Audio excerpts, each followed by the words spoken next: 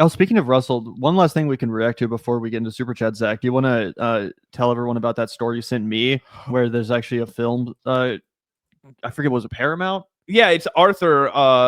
Warner Brothers is the production Brothers. company, but the film was Arthur. Russell Brand, Warner Brothers offers Arthur outtakes in sexual assault case. I'll go ahead and throw this up on screen. This is new damning evidence. I will clarify for everyone, this is a civil suit. This is not the criminal case that's going on. However, what a lot of people have been speculating is that it's way easier to win a civil suit. And then once a civil suit has been levied against you and you've been convicted in civil court for rape, then those other women that are going to court for criminal cases with more evidence, they're going to have that as, a further piece of evidence in their arsenal. Like, this man's already been convicted in civil court of another sexual assault. Here's the overwhelming evidence that I have that he sexually assaulted me. It's just going to be more damning for the jury. But just the TLDR for people, Russell Brand is being sued for sexual assault for an alleged incident on the Arthur movie set, and the studio behind the film is offering to turn over unseen footage from the production. Warner Brothers Discovery told a court that the company is ready to hand over outtakes from Arthur as part of a civil sexual assault case against Russell in New York, according to a new report in the Times of London.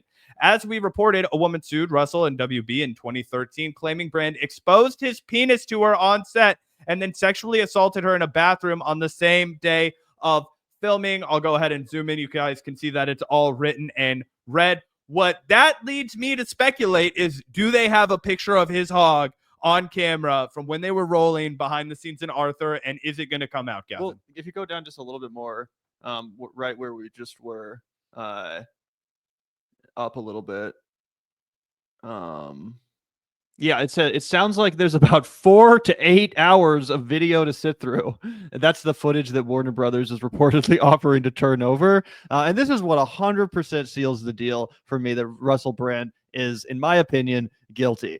Because obviously, predatory people, they're going to act predatory in private, but most of them would at least be smart enough not to act that way on camera in outtakes that are property of Warner Brothers fucking pictures, right? The fact that they have footage potentially 4 to 8 hours of this guy acting inappropriately on camera that's, again, owned by Warner Brothers. The fact that he was willing to and just openly acting that disgusting, knowing he was being filmed, he was 100% doing even far worse behind the scenes in private. And that's also kind of crazy from Warner Brothers' perspective that, like, I guess they didn't do anything about this. Right. They just watched him harass people or do whatever they're saying is I'm not shocked. In this footage behind the scenes. And it's like, okay, so maybe you should have reprimanded your employee, this person that was potentially putting your other employees in an uncomfortable situation. Like, again, we're going to have to see the footage. We're going to have to see what exactly is going down, behind the scenes on the set of this Arthur movie, which honestly, I completely forgot existed. I totally forgot that Arthur remake was even a thing with Russell Brand. But pretty interesting new dimension to this story, guys. What I think is also really interesting about this is it says Russell's accuser, who is suing as a Jane Doe, claims prior to the alleged assault, he, quote, appeared intoxicated, smelled of alcohol, and was carrying a bottle of vodka on set. Brand obviously denies that, claiming that he had been 8 years sober at that time. Warner Brothers also denied the woman's allegations. Ooh, we might find out he was lying about his sobriety too.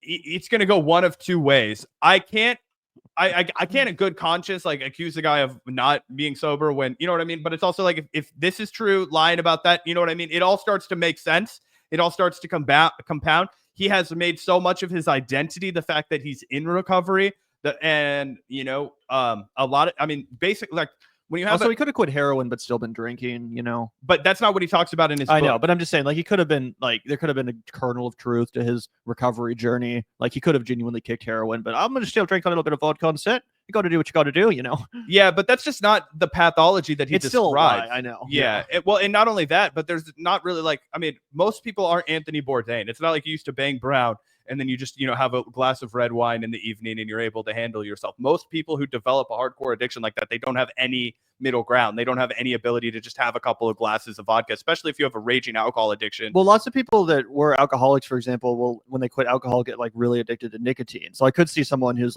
a former heroin addict than transferring their addiction to alcohol or something that is a little bit less likely to just like immediately fucking kill you. Like, I'm sure that's common. It's incredibly common, but then you wouldn't be in recovery. You would be an alcoholic. You know what I mean? And so, and when we'd still be in recovery from heroin and having a new addiction. But I see what you're saying. Yeah, that's just not the language that would be used by the recovery community, which is where this guy really sank his teeth into it and published 3 books and, built his entire post, 2010 to, 2018 brand off of that, and being the guy that was going to help you with your addiction. He was always advocating the 12-step program of abstinence. And he had a whole long conversation with Joe Rogan about how he wouldn't even try magic mushrooms under the guidance of a therapist because that would be violating his commitment to abstinence. I remember all of that stuff. No, I know. Yeah. So I just think that if this is true, if he is, violating it in this one instance, my guess is that he'd been breaking and having relapses all the time. And then that could, be something that comes out in a big way. Yeah. Yeah. I mean, I definitely wouldn't be shocked. In fact, I've been making jokes about that for a while. Like, oh, come on. You're really going to tell me this guy's totally sober? But I know he's made a lot of content about that. I also know he's lied a lot, over the course of everything we've ever talked about him in the context of. I mean, he's a literal fucking liar. That's his entire profession. He sits there in front of a camera and lies to you about the vaccine and about Donald Trump and about Putin and all this crap. So yeah, it wouldn't shock me at all. He definitely doesn't act like someone who's recovered, right? He still acts totally manic, but obviously, there's a lot of complex stuff that goes on with drug addicts and all that. So who knows? But that's going to be crazy if we find out that not only is he in fact a predator, but he was still drinking the whole time. I hope they release those outtakes, bro. I want to see the extended footage every single minute. Yeah, me too. It definitely interesting. But yeah, I mean, fuck Russell Brand. I hope he goes down. He's still facing 4 other criminal charges in London, England, for sexual assaults going back to 1999 and as recently as 2005. Then there's also the accounts of the woman that we just referenced, which was later on, saying that he exposed himself to her and, I basically sexually assaulted her afterwards. The really terrifying one is the one where there's text messages and a rape kit. And that's the one that I really hope he goes down for hard. We were talking about how he's done a good job insulating himself with the Donald Trump administration and the pervert guild that they have over there of former rapers and sexual assaulters and all kinds of shit to insulate themselves from any consequences. We'll see if that works. I hope it doesn't. Yeah, same. And also, it's just kind of crazy that no one really seems to give that much of a shit about Russell Brand anymore. Like, I don't know. It just doesn't seem like that many people are talking about it. Or, if this had happened like 6 years ago, more people would care. Like when the first round of allegations came out against Russell Brand, it was more of a big story. But now I think people are just kind of like, oh yeah, that guy, checks out. He sure seems creepy. Yeah.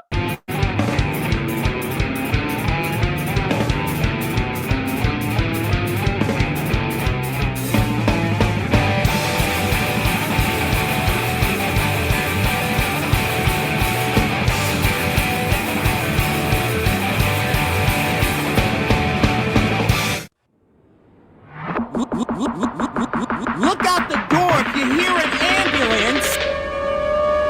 The Vanguard will be there, sir. The Vanguard will be there, sir. The Vanguard will be there, sir. The Vanguard will be there. Be there. The Vanguard will be there. Be there.